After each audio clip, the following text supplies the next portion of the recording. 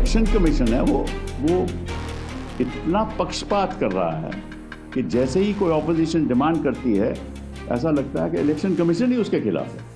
कपिल सिब्बल ने एक बार फिर से चुनाव आयोग को घेरने की कोशिश की। चुनाव आयोग पर कपिल सिब्बल ने कई गंभीर आरोप भी लगाए। उन्होंने कहा है कि ऐसा लगता है कि चुनाव आयोग विपक्ष के खिलाफ है। क्या लोकतंत्र कभी ऐसे चल सकता है? कपिल सिब्बल ने और भी बहुत कुछ कहा है, आप ये वीडियो देखिए। दो और चीजें जो बहुत जरूरी हैं वो है शिक्षा और स्वास्थ्य। इन पे भी कोई ध्यान नहीं हुआ पिछले 15 सालों में, पिछले 11 सालों में। 2014 के बाद कोई नई नीति नहीं लाई गई जो जमीन पे इम्प्लीमेंट हो, कुछ नहीं। ये 4 चीजें हर एक इंसान को के लिए बहुत जरूरी है। और क्या मुद्दे हैं इस देश में जो चल रहे हैं कि वोट में बदलाव लाओ, वो सूची है उसमें स्वच्छता लाओ, ये चल रहा है। और ऐसा लगता है कि जो इलेक्शन कमीशन है वो ऑपोजिशन के खिलाफ है।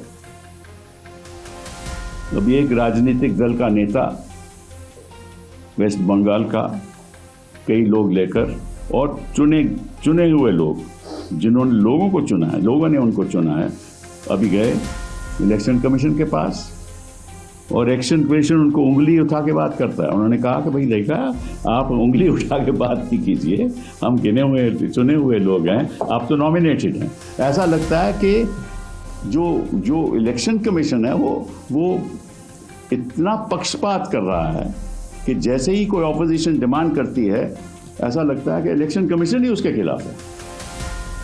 कि ऐसे कभी लोकतंत्र चल सकता है?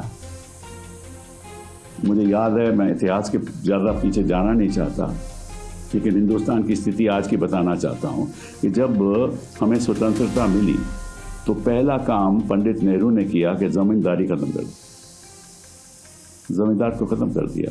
और जो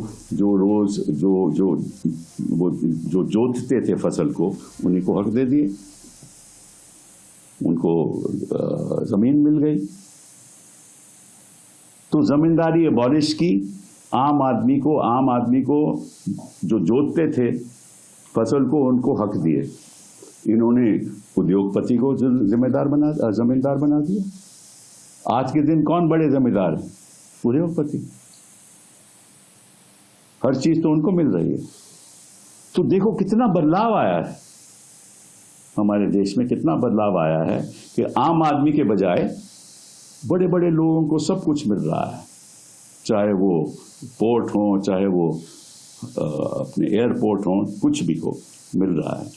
तो मुझे ये समझ नहीं आती, और ये बात स्पष्टता से हमें कहनी चाहिए कि इन 11 सालों में इस देश में कोई बड़ी भारी उपलब्धि नहीं हुई किसी भी क्षेत्र में।